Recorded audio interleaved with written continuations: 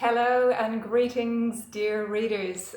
Thankfully, I can say dear listeners this month because I would love to welcome you to May's version of Airborne Tips. Now, for those of you who are wondering what is going on here, you can see that I've crawled out from behind my pen and I've decided to front up and just be brave, because last time I spoke, which was very briefly, I did promise that I would send a video this month, because basically I became a tad incapacitated a few weeks ago because I was fully airborne.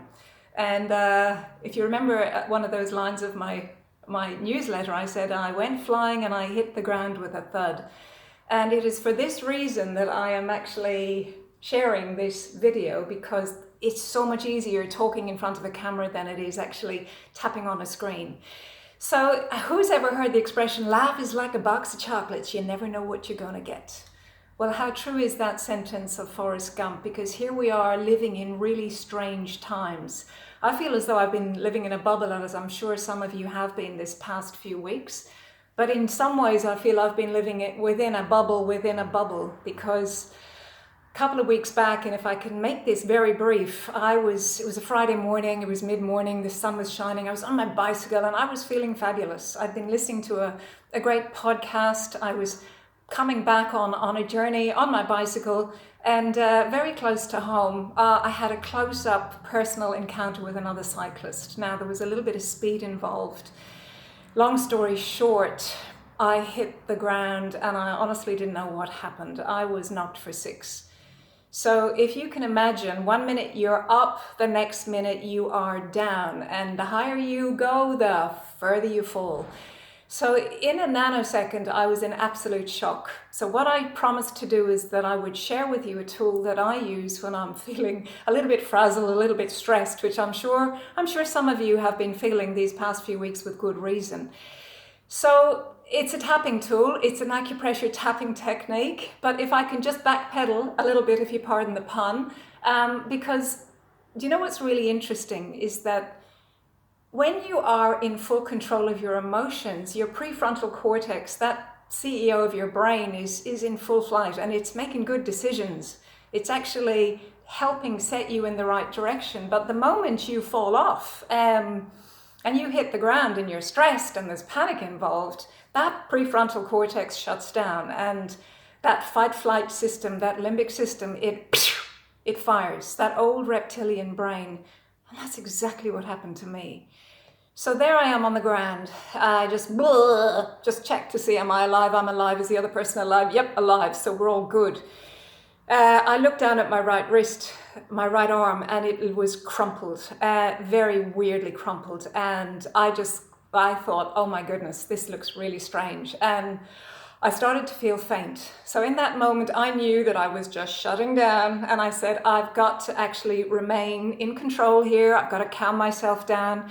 So what I did is I instantly started tapping on these acupressure points, right? Again, I'm not going to go into the ins and the outs and the why to and the where to fors of this fabulous technique, but let me just share with you, it has been backed and validated by science, and it's been a tool that has been in my toolkit for well over 10 years, and it is one of my most favorite tools because it's instant. So there I am, tapping on these acupressure points with my left arm, because the right one was really not up to much, and I knew that the left one was a little bit sore in that moment.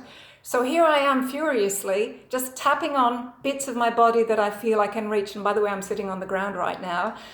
And I managed to calm myself down, got my phone out of the bag, rang my husband, who got things under control. Long story short, I'm in hospital, a couple of nights in hospital, surgery, plate in here, multiple breaks on this arm. And interestingly enough, I come out and I thought, wow, this doesn't feel too crash hot, because here I am, I had two big white plaster casts on and I was totally incapacitated. So what I want to do is share with you the Airborne model that I've been using and which I use with clients, because it's actually very, very helpful. It's a great tool to help you build resilience and feel more resilient when the going gets tough.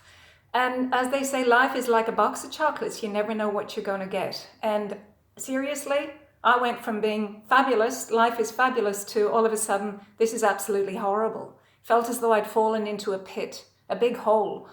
And what's fascinating is that, you know what, you got to get out of there. So let me show you how I've used this model, this Airborne model, to help me feel a little bit better under these interesting circumstances.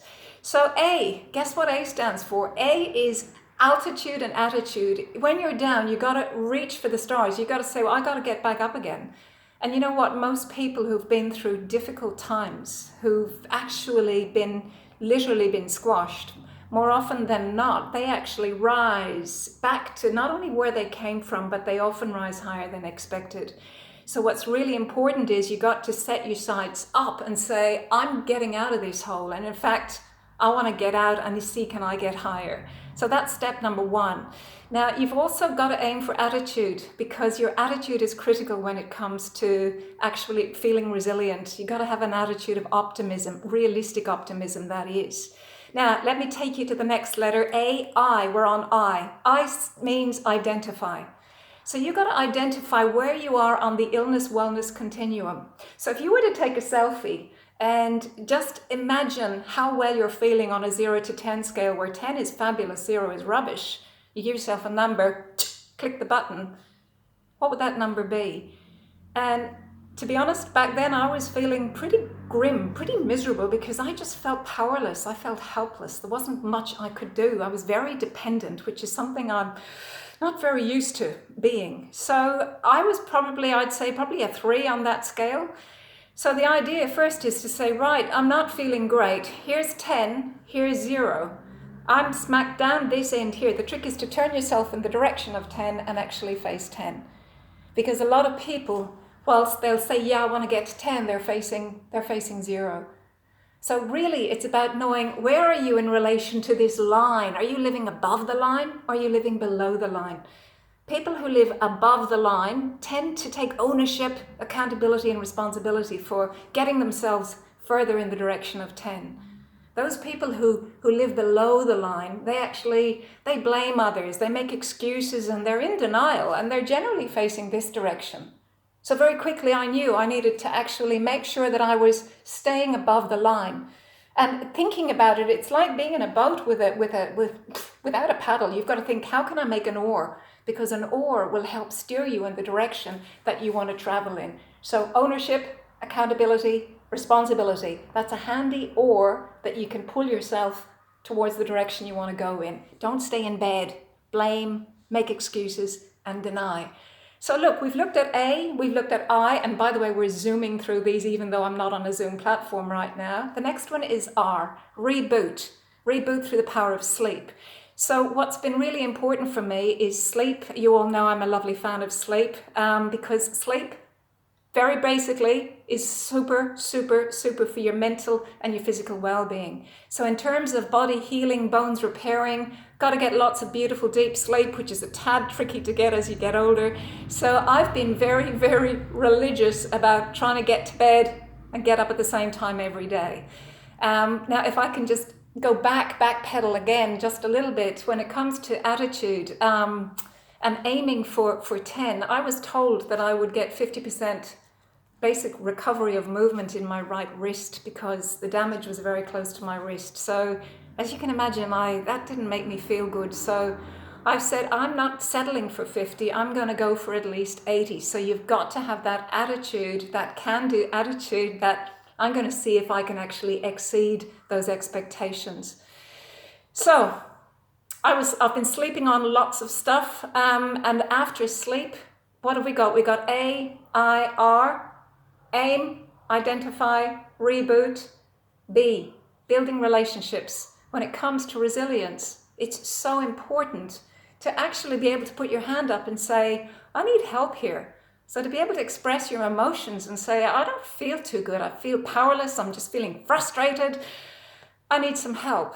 And very often it's a very hard thing for people to do, because when you're down in that pit, sometimes you need some help to actually get out. It is not a sign of weakness, it's a sign of strength. So there we go, building relationships. And as you know, I'm just skimming over the surface here because I'm so conscious that you're giving a couple of your minutes of your day, and I really appreciate it. So let's just cycle back. As you can see, I'm really resealing the deal here of cycling. We got A, aim for attitude, identify, reboot through the power of sleep, build relationships. Now O stands for overcoming barriers. What barriers? What barriers have I been experiencing in the last few weeks? Well, it's been really tricky because I've had lots. Apart from physically not being able to do lots of things, I do like to kind of exercise. So I've been working at building on full push-ups for the last few weeks, and I was regaining strength that I'd lost because I got a little bit lazy, and I was up to 50, not 50, let me backpedal again, 30 full push-ups. So for me, doing 30 full push-ups was pretty good, and I was excited. But you know what? You need 90-degree angle of wrists to do push-ups. My wrist hardly flexes at all, the right one, and I'm very challenged by it. So to be told you'll actually get a 45-degree angle instead of a 90, very tricky for doing push-ups. So I've been totally focused on angles, a 90-degree angle, and I've decided I need to shift my focus. I need a different angle on exercising.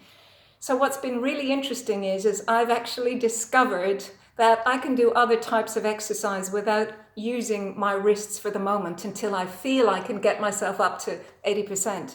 So I have gone back to the past, and I've been listening to great music, and I've rediscovered ballet exercises. Using a chair as a bar, I've actually been waving my hands in the air, just absolutely rediscovering things that I used to do many years ago that gave me a lot of pleasure. So can you imagine doing ballet to the tune of Eminem? It's been revealing. Also Irish dancing, for those of you who aren't aware, I have a bit of Irish in me, and I did a lot of Irish dancing many years ago. So lots of traditional Irish dancing in those days. So these are down by the sides, and there's lots of bobbing up and down. There's none of these highfalutin movements with the arms. So that's also been really good.